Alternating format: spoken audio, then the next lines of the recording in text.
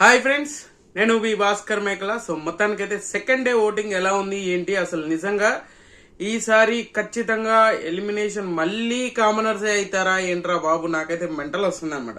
So వీళ్ళ voting చూస్తుంటే mental తెప్పిస్తున్నారు. And నిజంగా ఒకరు టాప్ లో ఉన్నారు, ఒకరు లీస్ట్ లోకి వచ్చారు అనే లోపు మొత్తం తార్మార్ తక్కర్మార్ లెక్క మొత్తానికి కంప్లీట్ గా చేంజ్ అయిపోతుంది ఓటింగ్ ఆర్డర్.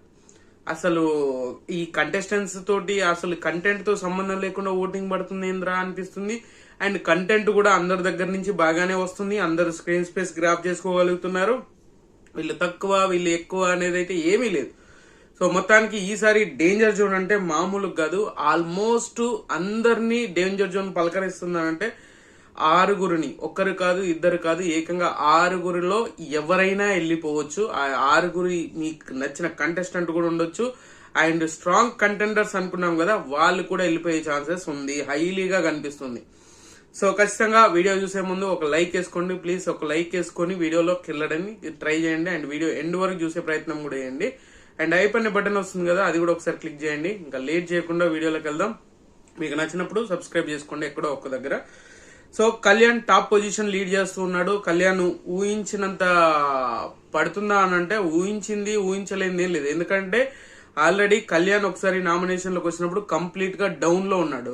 ప్రియా వెళ్ళిపోయేటప్పుడు బాటమ్ లోనే ఉన్నాడు. ఆల్మోస్ట్ ఆయన కూడా వెళ్ళిపోతాడరా అనే స్టేజ్ లో ఉన్న దగ్గర నుంచి ఇప్పుడు ఈ టాస్క్లు వచ్చిన దగ్గర నుంచి మనోడు చాలా బాగా కనిపిస్తున్నాడు, చాలా బాగా యాక్టివ్ గా ఉన్నాడు. కానీ మళ్ళీ అదే పులిహోర కంటెంట్ ట్రై చేస్తున్నాడు. అంటే తనుజ వర్షన్ లోనే నడుస్తుంది, రీతు వర్షన్ లోనే నడుస్తుంది. ఎందుకంటే కంప్లీట్ గా గేమ్ అనేది చేంజ్ అవ్వాలి. ఆ గేమ్ అనేది చేంజ్ అవ్వకపోతే బిస్కెట్ అవుతూ ఉంటది అనమాట. ఆ పరిస్థితిని మరి దాటుకుంటూ ముందుకెళ్లాలి. కానీ అదే ఆలోచించుకుంటూ ముందుకెళ్తే మాత్రం మనోడు కూడా చాలా కష్ట పరిస్థితిలో ఉండాల్సి వస్తుంది. బట్ ఏంటంటే 19% తోటి టాప్ పొజిషన్ లీడ్ చేస్తున్నాడు. నిన్నటికి ఈ రోజుకి చూసుకుంటే కంప్లీట్ గా మనోడే టాప్ లో ఉంటున్నాడు. అండ్ ఫస్ట్ డేకి సెకండ్ డేకి వచ్చేసరికి కూడా మనోడే టాప్ పొజిషన్ లీడ్ చేస్తున్నాడు. అండ్ 19% తోటి. సో సెకండ్ వచ్చేసరికి తనుజ. సో తనుజ ఓటింగ్ ఎందుకో కంప్లీట్ గా డ్రాప్ అయింది అని చెప్పుకోవచ్చు. ఎందుకంటే తనుజకి బీభత్సమైన ఓట్ బ్యాంక్ ఉంది. తనుజ వస్తే ఖచ్చితంగా టాప్ లోనే ఉంటది అని చెప్పేసి అనుకున్నాము. ఆ రేంజ్ ఓటింగ్ పడుతుందంటే ఖచ్చితంగా పడట్లేదు. తనుజకి టాప్ పొజిషన్ లీడ్ చేస్తుంది అని అనుకున్నాము. కానీ తనుజ కంటే బెటర్మెంట్ గా పవన్ కళ్యాణ్ ఉన్నాడు. అండ్ 19% తోటి తనుజ ఉంది. 18% తోటి తనుజ స్టేబుల్ గా ఉంది. కానీ ఈమెకు పడేంత రేంజ్ లో ఓటింగ్ పడతలేదు. అంటే ఫ్రీ ఎగ్జిస్టింగ్ గానీ, ఈమెకున్న ఫ్యాన్ బేస్ గానీ చాలా ఎక్కువ వ్యూస్ ఉంది. ఇప్పుడు ఉన్న వాళ్ళల్లో అందరికంటే ఎక్కువ ఫ్యాన్ బేస్ ఉంది తనుజకు మాత్రమే అని చెప్పేసి ముందు నుంచి కూడా చెప్పాము. కానీ ఈసారి ఆ ఓటింగ్ అనేది మ్యాజిక్ అవుతుంది అనమాట. కానీ ఎందుకో ఎక్కడో తేడా కొడుతున్నట్టు అనిపించట్లే. ఎందుకో పిఆర్ స్టంట్లు ఏమైనా చేస్తున్నారా ఏమో అనే ఫీలింగ్ అయితే వస్తుంది. అది కూడా క్లారిటీ చేద్దాం, మనకి ఇప్పుడే కాదా. సో సెకండ్ డేనే ఉంది కాబట్టి ఇంకా కొంచెం ఈ రోజు గడిచాక రేపు ఒక క్లారిటీ చెప్తాను నేను. సో ఇప్పటి వరకు అయితే 18% తోటి తనుజ సెకండ్ పొజిషన్ లో ఉంది. అండ్ థర్డ్ పొజిషన్ వచ్చేసరికి సుమన్ శెట్టి అన్న ఉన్నాడు. సుమన్ శెట్టి అన్న మామూలుగా లేదన్నా మీ పరిస్థితి. అండ్ 16% తోటి అన్న టాప్ 3 లో ఉన్నాడు. సో ఇంకా పెరుగుతుందంటే సుమనన్నకు పెరిగే ఛాన్సెస్ ఉంది. సుమనన్న విషయంలో ఎప్పుడు ఏదైనా జరగచ్చు. ఒక్క ఆర్ఆర్ తో మొత్తం చేంజ్ అయిపోతుంది. సో గేమ్ వైజ్ గానీ ఏదైనా గానీ ఒక క్యాలిక్యులేషన్స్ ఇవన్నీ ఏమీ లేకుండా చాలా ఓపెన్ మైండ్ తోటి చాలా క్లారిటీగా ఏదైనా అది ఏదైతే అదైతుంది అనే విధంగా చాలా క్లారిటీగా ముందుకెళ్తూ ఉంటాడు అనమాట అన్న.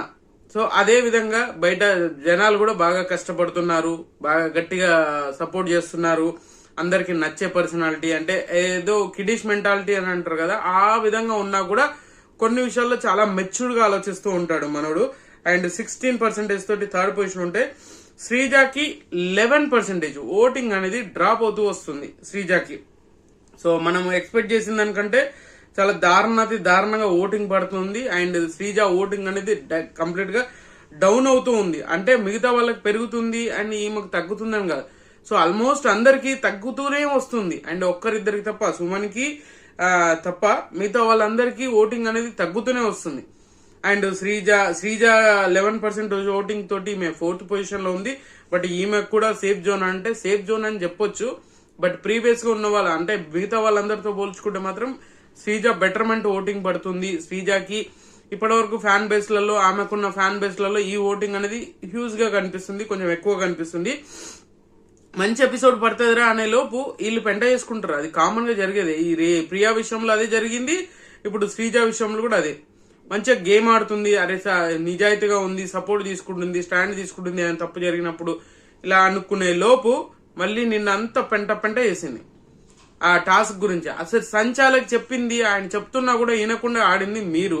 పైనంగా మళ్ళీ రామునే ఏమంటారు దబాయించడం, నీ వల్లనే టాస్క్ పోయింది అని చెప్పేసి ఆ రచ్చేందో మరి అర్థం కావట్లేదు.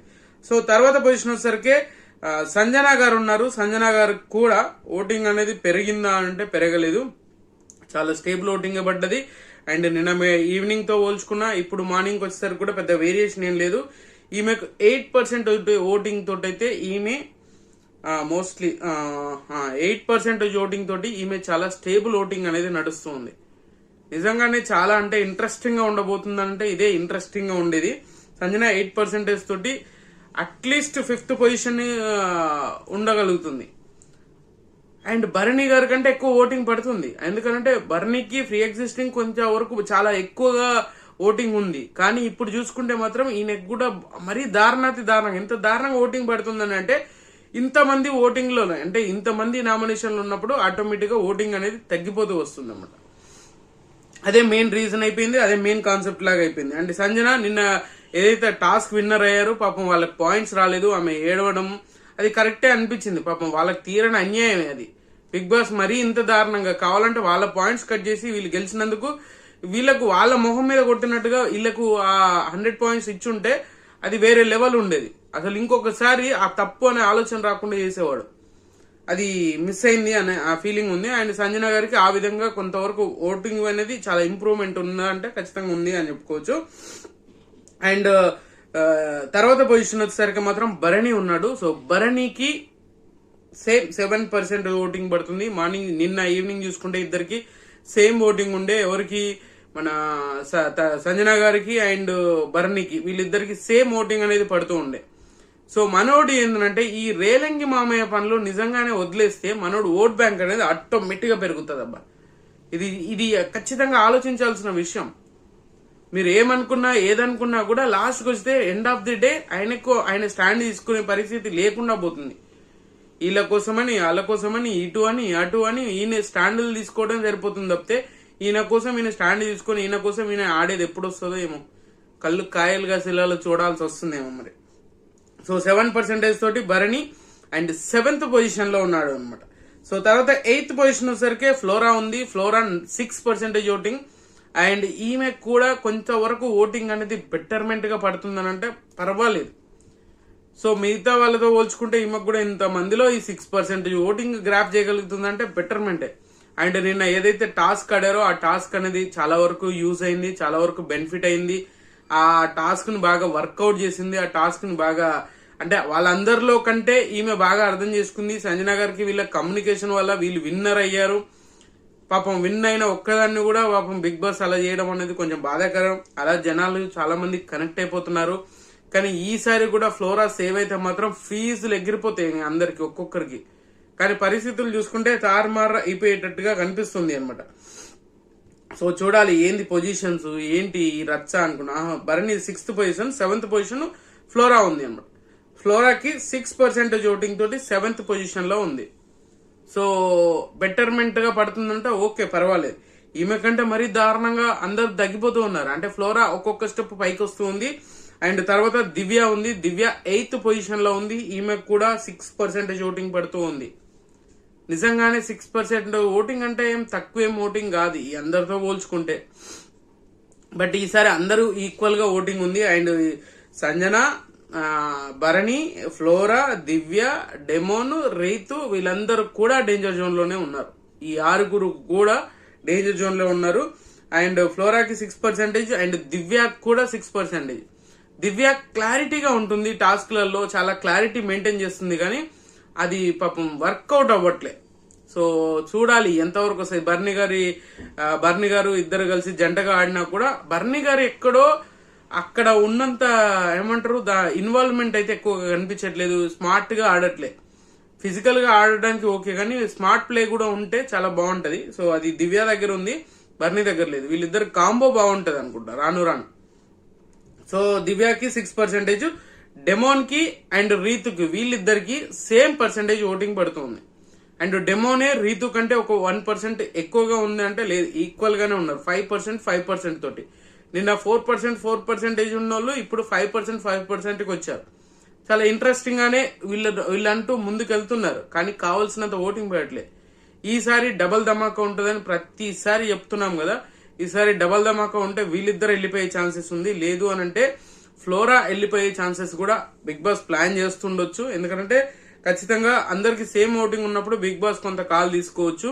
అలాంటప్పుడు వీళ్ళిద్దరి నుంచి కంటెంట్ ఎక్కువ వస్తుంది, రీతు అండ్ పవన్ నుంచి పులిహోర కంటెంట్ వస్తుంది. కాబట్టి పాపం ఫ్లోరా దగ్గర నుంచి పెద్ద కంటెంట్ ఏమి ఉండదు, కానీ క్లారిటీగా పాపం ఆమె చేయాలనుకుంది కూడా క్లారిటీగా చేయకుండా చేస్తారు. ఆ లాంగ్వేజ్ ప్రాబ్లం ఒక్కటే, కానీ పెద్ద యాక్టివ్ గా ఉండకుండా కూడా ఎక్కడొక్కడ ఆమె స్మార్ట్ ప్లే అనేది కనిపిస్తూ ఉంటుంది జనాలకి. అది పాపం కొన్నిసార్లు ఎయిటింగ్ లో తీసేయాల్సి వస్తుంది, కొన్నిసార్లు ఎటో వెళ్ళిపోవాల్సి వస్తుంది. సో మొత్తానికి ఓవరాల్ గా పొజిషన్స్ ఇవి అన్నమాట. సో మీకు నచ్చిన కంటెస్టెంట్ కోటేసుకోండి. మీరు ఎవరికి ఓటేస్తున్నారు, ఎవరు ఎలిమినేట్ అవ్వాలనుకుంటున్నారు అనేది కింద కామెంట్ చేయండి. సో టాప్ పొజిషన్ వచ్చేసరికి కళ్యాణ్, సెకండ్ తనుజ, తర్వాత సుమన్, తర్వాత శ్రీజ, తర్వాత సంజన, తర్వాత భరణి తర్వాత ఫ్లోరా తర్వాత దివ్య తర్వాత డెమోన్ పవన్ తర్వాత లాస్ట్ లో రీతు ఉంది. వెరీ డేంజరస్ పొజిషన్ లో రీతు ఉంది. బట్ రీతుని ఎలిమినేట్ చేస్తారా అంటే చేసే ఛాన్సెస్ ఉంది, లేదని నేను చెప్పలేము. ఈసారి బిగ్ బాస్ ఊహకందని విధంగా షాకులు ఇస్తూ ఉన్నాడంట. ఆ షాకులు తట్టుకోవాలంటే అంత ఈజీ కాదు. చూద్దాం ఏం జరుగుతుంది ఏంటి అనేది. సో ఖచ్చితంగా ఈ వీడియో మీకు నచ్చినా కూడా నచ్చితే లైక్ చేయండి, షేర్ చేయండి, కామెంట్ చేయండి, సబ్స్క్రైబ్ అయితే మర్చిపోదు. అండ్